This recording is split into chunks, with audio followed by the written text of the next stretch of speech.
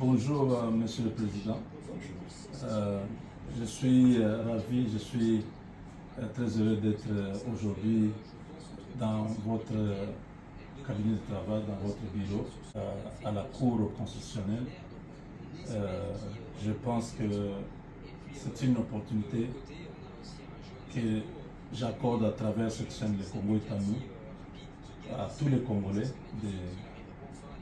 d'avoir quelques réponses de votre part par rapport à ce qui se passe dans le pays, notamment en rapport avec les élections, dans la spéculation, la mort de notre compatriote Cherubin Okende. Par rapport à la démocratie que nous voulons consolider ici, on vous accuse, vous le gouvernement congolais, que vous voulez faire passer les choses en force. Le fichier électoral, semble-t-il, n'est pas fiable. Je commence par corriger quelque chose. Je ne suis pas du gouvernement. Je suis le président de la Cour constitutionnelle et président du Conseil supérieur de la magistrature, c'est-à-dire le pouvoir judiciaire qui est indépendant des autres pouvoirs. Je ne suis pas membre du gouvernement. C'était juste un rectificatif que je tenais à mettre. Parlant des élections, la Cour constitutionnelle n'est pas l'organe qui prépare les élections. Il y a la CENI qui est la seule institution habilitée pour préparer les élections. Et quand vous voyez, on dit la Commission électorale nationale indépendante. Étant donné qu'elle est indépendante, nous ne savons pas rentrer dans ses attributions parce que nous n'en avons pas les prérogatives. Je crois que la personne qui serait mieux indiquée à répondre à cette question-là, c'est le président de la CENI. Parlant de rumeurs, de bruit, de ceci, en principe, je n'aime pas parler sur des cas qui nous font mal. Nous parlons là de la mort d'une personne, d'une éminence de ce pays qui a laissé une famille. N'étant pas politicien, je n'entre pas dans les rumeurs. Et vous devez savoir aussi qu'il y a toute une enquête qui a été diligentée. Et cette enquête-là, c'est une enquête qui est diligentée à l'interne et avec l'appui de certains organismes internationaux. Nous attendons tous pour connaître quels en seraient les résultats. Donc c'est tout ce que je peux dire. Au niveau des enquêteurs, nous avons vu un des magistrats qui avait fait un petit résumé à l'époque.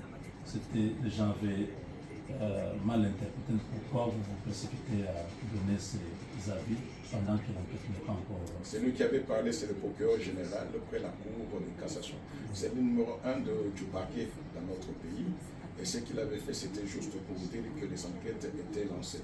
Il n'avait donné aucun résultat parce qu'il ne pouvait pas, en ce jour-là, donner de résultats. Donc il avait lancé pour dire que les enquêtes vont être diligentées et nous attendons beaucoup de ces enquêtes-là. Nous n'avons pas le même système qu'à l'extérieur. Or, à l'Occident, vous voyez très bien que chaque fois qu'il y a un cas, le parquet doit donner position, même de façon détaillée.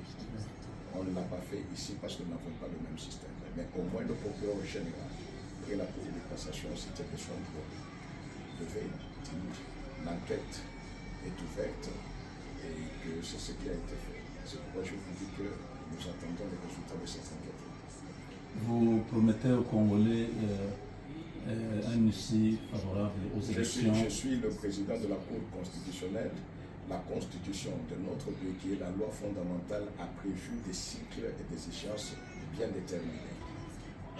La constitution veut qu'il y ait élection, et c'est le même langage que je pourrais vous dire, et tout ce qui se fait avance dans ce sens-là. Donc je ne vois pas un autre langage que je peux dire. La dernière question, vous avez une lourde tâche de dire aux Congolais, surtout pour la présidentielle, des résultats définitif des élections. Avez-vous une équipe formée pour les contentieux? Parce que la Cour constitutionnelle n'a pas commencé aujourd'hui. La Cour constitutionnelle a un vécu. Et le problème, c'est que la Cour constitutionnelle n'est pas instituée juste pour dire aux Congolais qui a gagné, qui n'a pas gagné. Non, c'est une des attributions de la Cour constitutionnelle. L'équipe, ce n'est pas une équipe qui viendrait d'ailleurs. Les juges constitutionnels sont là. Et je crois que la lourde tâche, c'est quand nous mettons dans l'entendement peut-être de politiciens. Mais pour nous, c'est un travail que nous ferons comme la loi nous l'exige. On ne voit pas en quoi est-ce que cela est différent des autres tâches constitutionnelles que le peuple congolais nous a léguées par sa constitution. Monsieur le Président, si je ne me pose pas cette question, j'aurai des problèmes avec les followers, donc tous les abonnés de Congo est à nous. Vous, tantôt, vous dites, vous allez les juger, tantôt vous n'allez pas les juger, tantôt... Je parle de l'ancien Premier ministre Matata Pongi. Parce que ce n'est pas moi qui juge quelqu'un. Et même si quelqu'un est justiciable devant une juridiction, ce n'est pas par rapport à un individu ou à une personne de cette institution-là. La loi est telle qu'elle a réparti les attributions et les compétences des juridictions. Si vous êtes justiciable devant une juridiction, c'est devant la loi que vous allez répondre, pas devant l'individu.